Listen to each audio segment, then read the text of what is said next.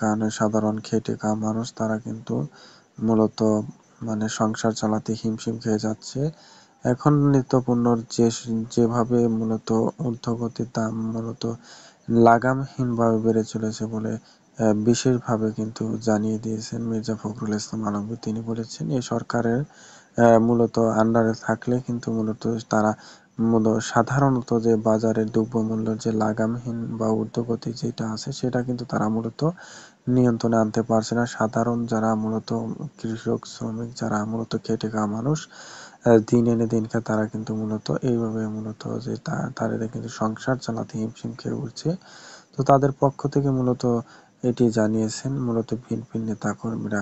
তারা জানিয়েছেন আমরা এই বিষয়টি মূলত খতিয়ে দেখব এবং সরকার যদি না পারে তাহলে সরকারের মূলত বিশেষভাবে মির্জা ফখরুল ইসলাম শুধু এইসব কথা জানিয়েছেন।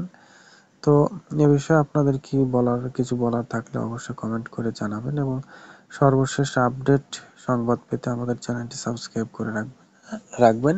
সকলকে ধন্যবাদ।